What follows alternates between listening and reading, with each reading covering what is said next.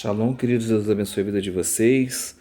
Romanos capítulo 13. Romanos capítulo 13 vai falar basicamente sobre o respeito à autoridade, né?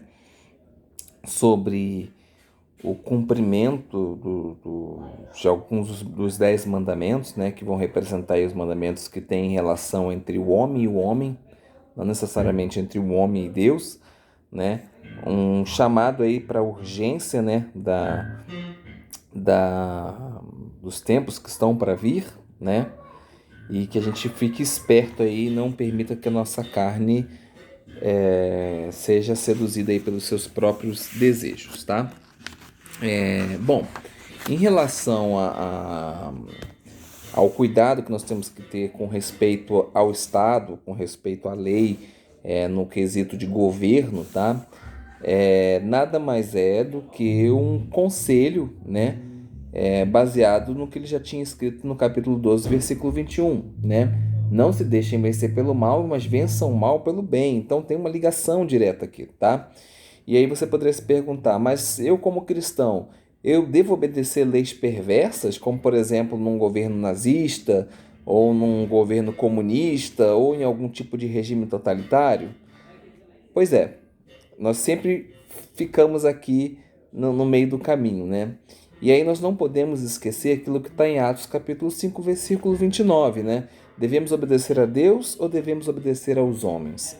Então, automaticamente, quando a vontade do Estado ela é contrária à vontade de Deus, tá? Esse conflito acontece e eu opto por fazer aquilo que Deus quer que seja feito, que aí no caso é obedecer a Deus, tá? Então, vou dar um exemplo para vocês. Os primeiros cristãos se recusaram a acender incenso para as estátuas do imperador romano, tá? E pagaram com a vida deles. Então, eles desobedeceram ao Estado e obedeceram a Deus, tá? Outro exemplo muito interessante também é de um cidadão chamado Richard Wurmbrand, na verdade. Richard Wurmbrand. Ele é um cristão, tá? Servo de Jesus, judeu, tá? Judeu, servo de Jesus Cristo. Ele foi preso e torturado por 14 anos na Romênia por causa da sua fé, tá? E aí ele num relato, ele diz o seguinte, olha, o governo comunista, no caso que era o governo que estava ali sobre ele, merecia uma dura repreensão, duro confronto, né? Mas ele também diz o seguinte: nós somos servos do Messias, então nós precisamos ser iguais ao Messias. E os líderes também que governam nesse tipo de governo também são imagem e semelhança de Deus. Assim como eu, como você, como a prostituta, como todo mundo, né? Então, se o Messias ama essas pessoas, nós devemos imitá-lo, como diz 1 Coríntios capítulo 11. Então nós precisamos amar, tá?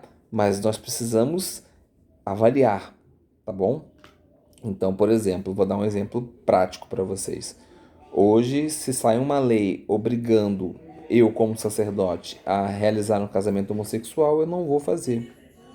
Eu vou obedecer a Deus, entendeu? Eu não vou obedecer a visão comunista simplesmente para obedecer uma lei.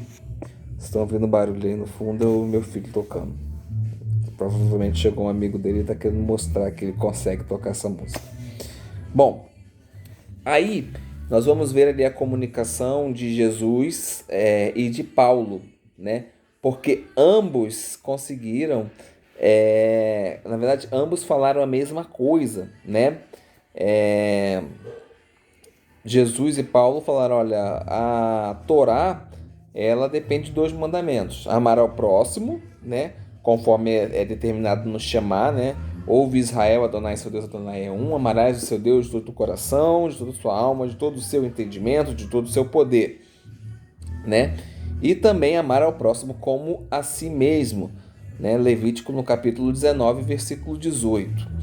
Então, Paulo, assim como Jesus, vai citar aí, no versículo 8 ao versículo 10, 4 mandamentos que estão na segunda pedra da lei. Porque a pedra da lei está dividida aqui, ó, 5 mandamentos numa pedra, 5 mandamentos na outra.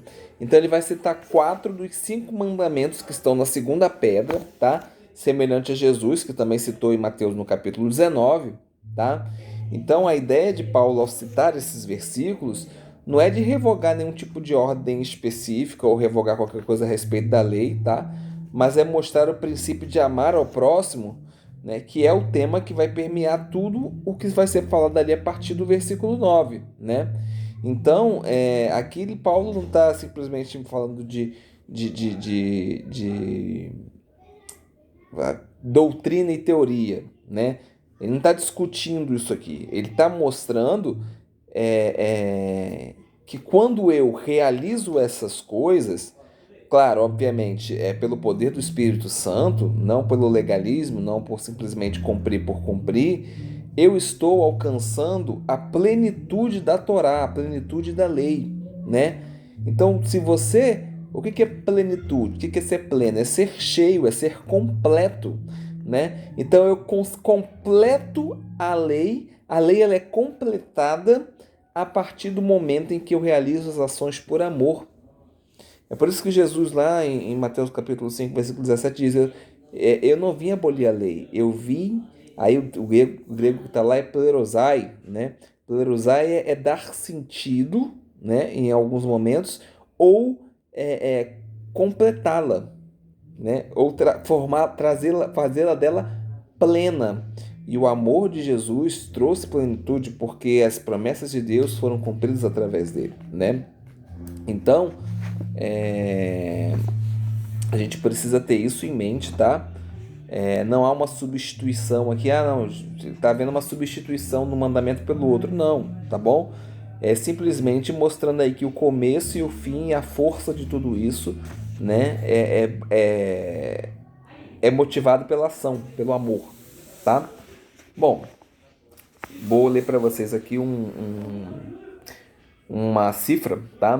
De Deuteronômio 79b, tá? Tá ele é datado, né, do quarto século da era cristã, né, depois de Cristo, e que pergunta, né, por que em Deuteronômio 11:13, né, que é o versículo que começa incluindo amar Adonai seu Deus, como amar Adonai seu Deus, ele responde o seguinte: é porque você poderia de outra forma dizer, veja, aprenda a Torá para ficar rico, ou para ser chamado de mestre, ou para ganhar um salário. Mas as Escrituras dizem, amar a Deus, seu Deus. Em outras palavras, tudo que você faz deveria ser feito somente pelo amor, tá? E aí Paulo chama atenção a respeito da urgência do tempo, né? Diz, olha, Jesus está voltando. Jesus está voltando. Então, se você não ficar preso nas coisas antigas da velha natureza, você pode ser deixado para trás. Literalmente isso. E ele vai fazer uma metáfora lá, né? Noite e dia, trevas e luz, tá? Isso daí João também faz, né? De João capítulo 8. Ele também vai trabalhar com metáforas dessa forma, tá? Isaías 60, versículo 1 também, no Antigo Testamento, também vai fazer esse tipo de comparação. Os pergaminhos do Mar Morto também, que foram descobertos em cavernas, também tem esse tipo de metáfora sendo utilizado, tá? Além disso, o dia e durante o dia fala a respeito do mundo que há de vir, né? Então, não são metáforas que não são conhecidas, né? E aí, para completar, Paulo fala, olha, se revistam-se do Senhor Jesus, né? Para não deixar a natureza pecaminosa de vocês ficar procurando um motivo. Eu acho tão interessante esse versículo, vou até ler ele por completo, porque eu acho que vale a pena. É muito atual. Vivamos de forma adequada, como as pessoas durante o dia, não em festas e em bebedeiras, nem participando de moralidade sexual e outros excessos, discutindo e sendo ciumento. Em vez disso, revistam-se do Senhor Jesus o Messias. Não desperdicem o tempo para pensar sobre como agradar os desejos pecaminosos da velha natureza, né? E aí, quando se fala de revistam-se do Senhor Jesus, nos relembra Isaías, no capítulo 61, no versículo 10, que diz: eu me regozijarei muito em Adonai. E minha alma se alegre em meu Deus, pois ele me vestiu com vestes de salvação e sobre mim pôs o manto da justiça. E nesse finalzinho aí, né? Pois ele me vestiu com vestes de Yeshua, né? Salvação, né? Yeshá, na verdade, que ficaria aí. E isso faz aí um joguinho de palavras com o nome Yeshua, né? Que também significa Deus salvará. Então, nós temos essa condição sendo mostrada aí. Amém? Capítulo 13, então, encerrado. Se Deus quiser, em breve a gente retorna aí com o capítulo 14. E estamos muito próximos de terminar Romanos. E aí vamos ver para onde nós vamos estudar. Qual o livro que nós vamos optar agora para estudar. Amém? Deus abençoe. Shalom.